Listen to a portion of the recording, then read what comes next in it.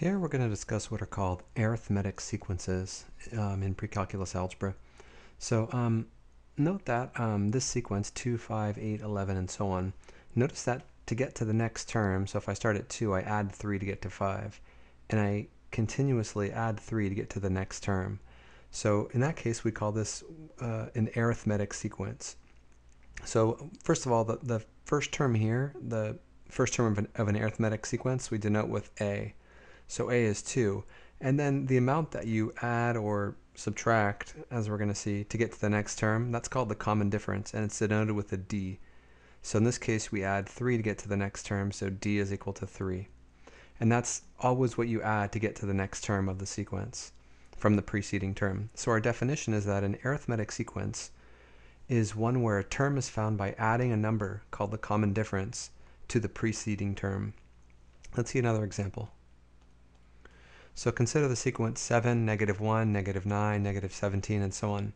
So notice that to go from one term to the next, I simply subtract 8, right? And that gets me to the next term. So in this case, A is equal to 7, and the common difference, D, is -8. So the common difference can be positive or negative, because of course you can add a negative number to any other number.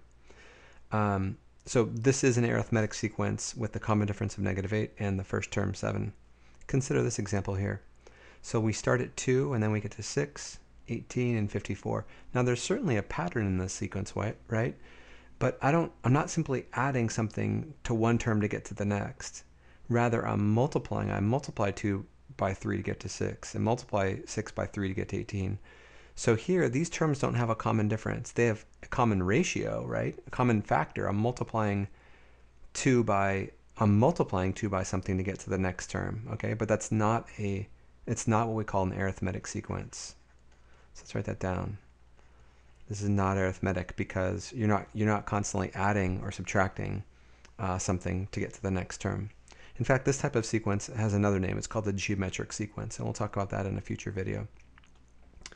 Now that we know what an arithmetic sequence is, it turns out that there's a formula that'll get you the nth term of an arithmetic sequence. And here's the formula. The nth term can be found by taking the first term, which we're denoting as simply A, and adding to that n-1 multiplied by the common difference.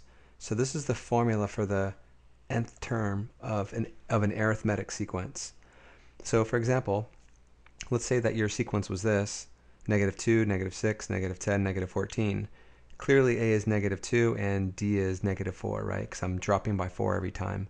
The nth term, A sub n, is equal to, well, the first term, which is -2, plus n-1 multiplied by the common difference, which is -4.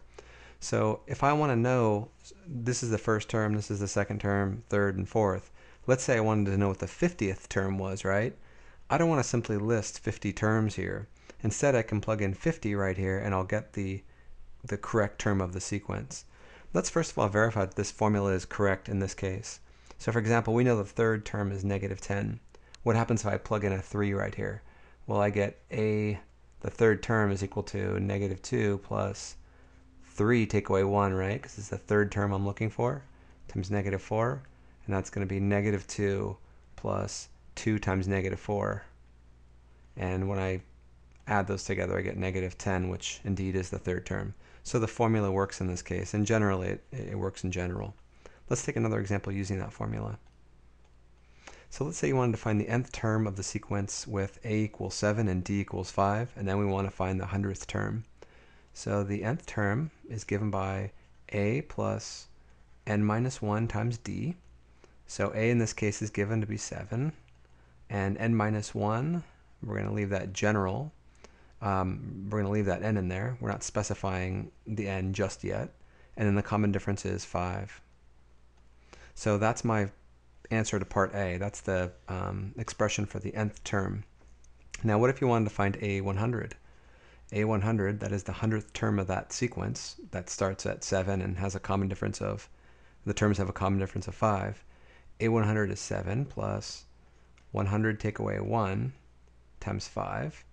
Or 7 plus 99 times 5, which is going to be 7 plus 495, which is 502.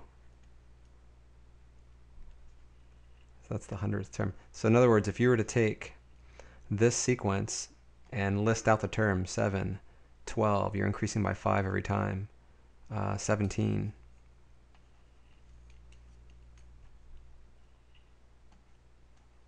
22, 27, and if you were to do that until you got to the 100th term, you find that the 100th term is 502. So clearly this formula is useful. Okay, until next time, and next time we'll discuss the other type of important sequence, which is called the geometric sequence.